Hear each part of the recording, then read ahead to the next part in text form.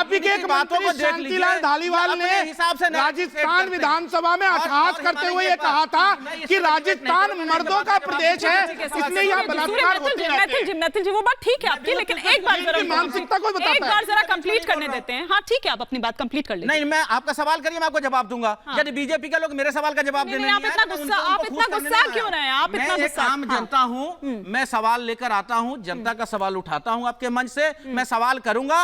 यदि सत्ता को डर है सवाल से जनता का, तो आप डरे रहिए, अपने घर बैठिए। और इसीलिए आम आदमी पार्टी कह रही है महिलाओं का अपमान करते हैं। प्रधानमंत्री नरेंद्र मोदी जी को, भाजपा को डर ही नर केजरीवाल से लगता है। आज जो आपने देखा, अभी जो 31 तारीख की रैली हो रही है, अभी कल ही हम इस पर डिबेट कर रहे थे, आपने सुना क्या कुछ कहा आपके सहयोगी ने, कांग्रेस के सहयोगी ने? ये रैली अरविंद केजरीवाल जी के लिए नहीं हो रही है, प्रेम जी, नहीं हो रही है ये 31 तारीख? नहीं, उन्होंने ये कहा था, ये आपके मैं बता दूं, मुझे याद है अच्छा से, आपने ये पूछा था, उन्होंने ये कहा था कि सत्ताधारी दल की तरफ से हर एक अनैतिक कार्यों के साथ, हर एक अनैतिक कार्य को लेकर के, उसमें चाहे अरविंद केजरीवाल का मामला हो, चाहे वो मणिपुर का मामला हो, चाहे बेरोजगारी का मामला हो, पल में तोला पल में माशा। प्रेम जी, ये किस तरह की राजनीति है? पल में तोला पल में माशा, ये वही रामलीला मैदान है ना, जहां से शुरू हुआ था। 2011 का वो वक्त था, वो साल था जब अन्ना आंदोलन वहां से शुरू हुआ था। अन्ना आंदोलन ही मैं कहूंगी, क्योंकि अन्ना के नाम से ही वो आंदोलन चला था। फिर 2015 का वो साल भी आया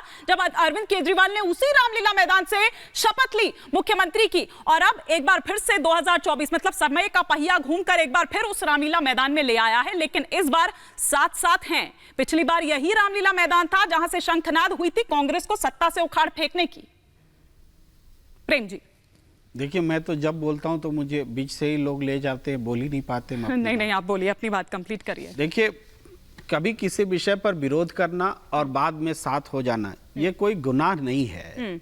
और अक्सर ऐसा हुआ, हर व्यक्ति, हर नेता, हर पार्टी के साथ ऐसा हुआ है, लेकिन उसके लॉजिक सही होने चाहिए कि तब अगर अरविंद केजरीवाल अन्ना आंदोलन में थे तो सही थे, आज हैं तो सही है, तो ये देखना पड़ेगा या गलत है। हम ये कह रहे हैं कि आज, जैसे आज कांग्रेस पार्टी थोड़े समय पहले इसी शराब घोटाला में विरोध प्रदर्शन कर रही थी ना, बीजेपी बोल रही है कि भाई कांग्रेस पार्टी के नेताओं को सुनिए, कैसे विरोध कर रही थी, और आज कैसे साथ में खड़ी है।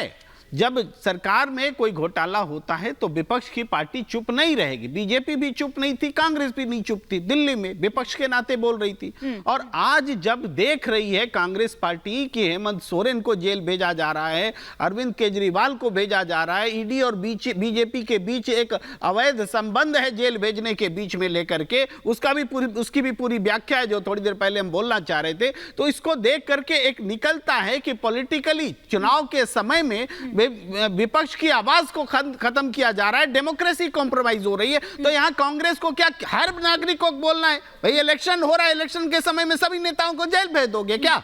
ये बोलने की जरूरत है। तो इसका मतलब ये नहीं कि कांग्रेस तभी बोल रही थी गलत है और आज बोल रही है तो वो भी गलत है। दोनों परिस्थिति होती है, उसको जस्टिफाई करना पड़ेगा कि कब हम सही थे और कब हम गलत थे। ठीक है, ध्रुव पाठक जी, आ रही हूं गुरुप्रकाश जी। ध्रुव पाठक जी, आप किस तरह से देख रहे हैं? क्योंकि मैंने सवाल ये किया था कि पल में तोला पल में माशा वाली राजनीति ये हो रही है अपने हिसाब से। उन्होंने कहा कि हाँ बिल्कुल उजागर किया था, बल्कि वो तो ये भी कहते हैं कि बीजेपी को क्रेडिट मत दीजिए इस चीज का, ये तो कांग्रेस ने उजागर किया था, तो कांग्रेस को इस चीज का क्रेडिट दीजिए। लेकिन आज वही कांग्रेस उनके साथ खड़ी नजर आती है और आज वही रामलीला मैदान, समय का पहिया चक्र एक बार फिर से घूम गया है और वही नजर आता है। लेकिन इस बार साथ साथ हैं, पल में तोला पल में माशा वाली राजनीति।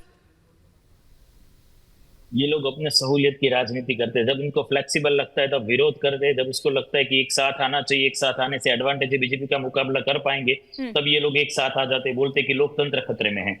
जिस अन्ना हजारे को साथ में रख के अरविंद केजरीवाल जी ने पॉलिटिक्स की शुरुआत की थी, कल उसने भी उसको मतलब बयान दिया था उसके अरविंद केजरीवाल के अगेंस्ट।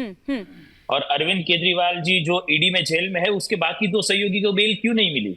सबसे बड़ा पॉइंट ये है, अगर ये लोग पाक साफ है तो संजय सिंह, मनीष सिसोदिया जी तो अभी भी अंदर है। ठीक है। और अरविंद केजरीवाल जी 6 दिन बाद क्या होते हैं उसको देखना पड़ेगा। 6 दिन भी उसको रखा है ईडी ने, तो कुछ तो तथ्य है, तब तो ये हो रहा है। गणेंद्र जी, कुछ तो तथ्य हैं तभी ये हो रहा है, ऐसे ही तो नहीं। और मैं तो वो भी समझना चाह रही हूँ, वो जो चिट्ठी पत्री आपने कल निकाली है, अब ईडी ने उसको गंभीरता से लिया है, उस पर जांच के आदेश भी दिए जा सकते हैं। वो कह रहे हैं भैया ना तो आपके पास कोई वहां पर लैपटॉप कोई ऐसा, टाइपराइटर कोई ऐसा, ना कागज कलम, कुछ नहीं दिया हमने, आपने कहां से वो प्रिंटेड निकाल दिया सर? या पहले से ही लिख कर गए थे टाइप करवा कर? देखिए हिमानी जी सवाल वहीं का वहीं खड़ा है कि शरद रेड्डी से जेपी नड्डा ने 60 करोड़ रुपए इलेक्ट्रल बॉन्ड से लिए और इलेक्ट्रल बॉन्ड से 60 करोड़ रुपए एक आरोपी से शराब घोटाले के लेने के बाद 2 साल तक उन्होंने इसको सीबीआई, ईडी और इनकम टैक्स से छुपा के रखा। ये तो अब सच सामने आ गया, इसलिए इनके पास जवाब नहीं है कि इनका शरद रेड्डी से क्या रिश्ता है। क्या ये शराब घोटाला जो था ये भारतीय जनता पार्टी द्वारा रचा गया था? क्योंकि इस पे साइन किसने करे थे? उस समय के लेफ्टिनेंट गवर्नर ने, अनिल बैजल ने। अनिल बैजल भारतीय जनता पार्टी के नेता थे, उसके बाद फाइनेंस सेक्रेटरी, चीफ सेक्रेटरी से अनिल बैजल ने साइन कराए। अगर इस पूरे घोटाले की जांच होगी तो इस घोटाले में भारतीय जनता पार्टी शरद रेड्डी से क्या रिश्ता है वो तो मैं पूछ लूंगी। के शराब कारोबारियों से एक बहुत बड़ा पैसा लेके इन लोगों ने। शरद रेड्डी से क्या रिश्ता है ये तो मैं गुरु प्रकाश जी से पूछ लूंगी, लेकिन आपने वो रिश्ता नहीं बताया, वो कागज कलम दवात का वो रिश्ता आपने नहीं बताया है कि वो कहां से। अब हो सकता है कुछ टाइम बाद अब वीडियोस भी कुछ एक एक कर ऐसे की पूरी तैयारी कर रहे थे, इसीलिए 9 समझ लग गए। उसका जवाब दे रहा हूं हिमानी। क्विक रिएक्शन सर, पर मुझे उनसे काउंटर रिएक्शन भी लेना है। Himani give me 60 second.